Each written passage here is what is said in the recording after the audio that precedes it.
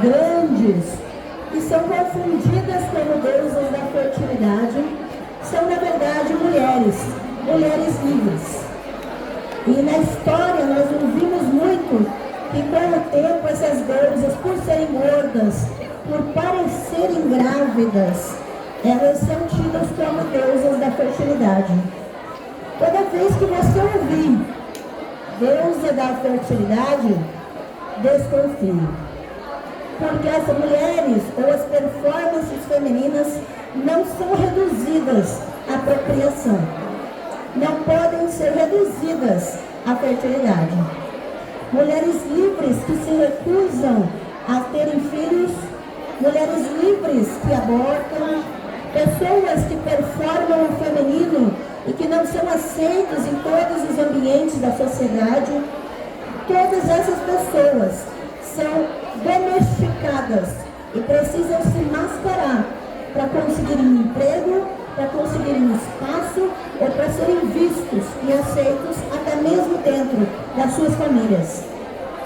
E quando nós estudamos, quando nós percebemos a sociedade em que vivemos, que basicamente estamos quase que numa ditadura novamente, uma ditadura de quem devemos ser, de como devemos nos comportar e com quem devemos falar, nós precisamos ter em mente que isso não é agora, isso não é novo, isso não está acontecendo somente agora.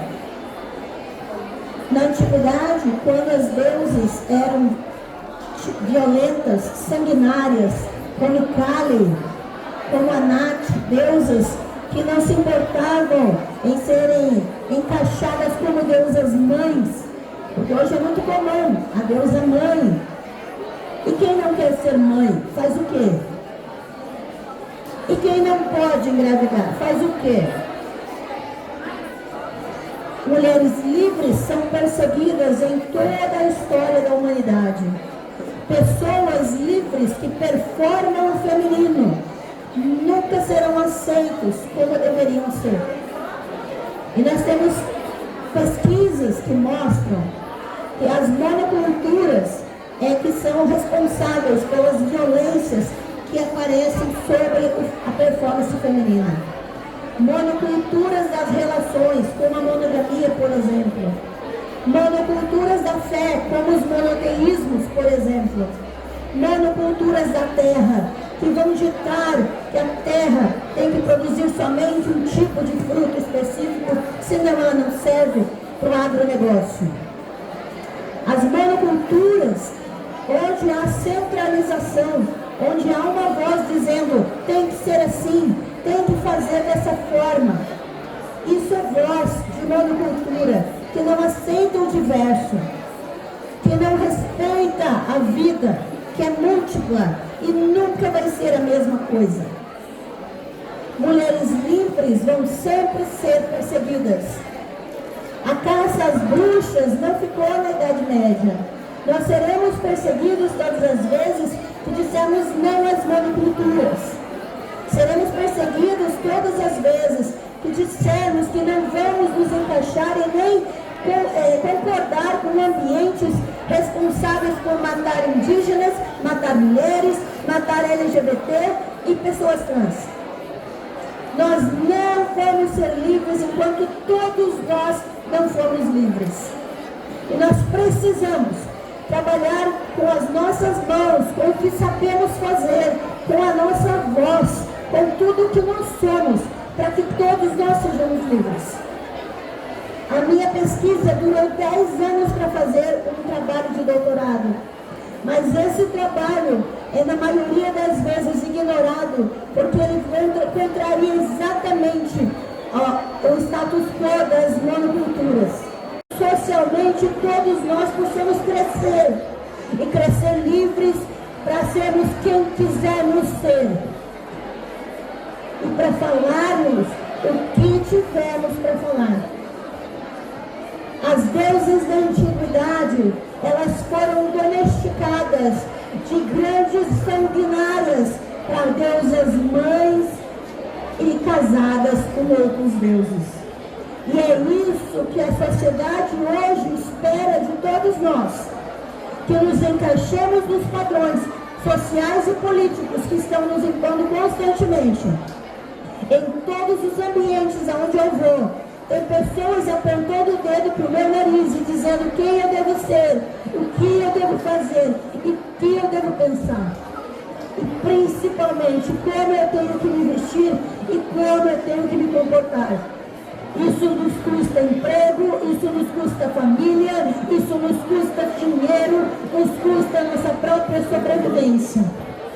Mas quando é que vamos nos unir de fato e pensar que toda a espiritualidade precisa estar envolvida nessa luta para que todos nós sejamos livres de fato? Essa é a mensagem que nós precisamos dormir ouvindo, sonhar ouvindo isso. E nas nossas práticas, sejam espirituais ou não, envolver essa luta também. Porque nós estamos falando da nossa vida, estamos falando da nossa voz, estamos falando de se queremos ou não engravidar, se queremos ou não vestir determinada roupa, se queremos ou não olhar para determinados espaços e simplesmente participar, baixando a cabeça para tudo que é dito. A universidade, as igrejas, qualquer espaço público pode ser instrumento de opressão e violência. E nós precisamos entender isso. Até o momento de espiritualidade pode ser um momento opressivo, quando é voltado somente para si, sem olhar para o lado, para aqueles que estão morrendo debaixo dessas violências. Assim como as deusas foram domesticadas e se transformaram numa deusa mãe, porque a maternidade é a forma de aprisionar as mulheres a toda e qualquer convenção social. As deusas sanguinárias foram transformadas em esposas de deuses masculinos.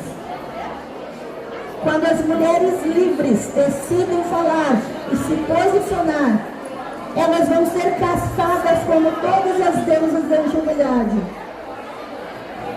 A história da deusa Asherá é o tema da minha pesquisa de doutorado. Ela foi adorada junto com Javé no Santo dos Santos no Templo de Jerusalém. O antigo Israel adorava uma deusa e ela foi banida pelos monoteísmos. Da mesma forma, nós mulheres estamos correndo risco de vida e todas as pessoas que performam fora dos padrões das convenções sociais estão correndo risco de vida da mesma maneira. E nós precisamos nos atentar e nos proteger e lutar juntos, porque não existe uma luta sozinho. Não é possível resistir sozinho. Por isso, o meu desafio hoje, nesse evento, nessa tarde, a todos vocês, para mim também, é que nós comecemos a perceber as estruturas de violência que nos cercam, a perceber as vozes que nos dizem não e não nos permitem dizer não também.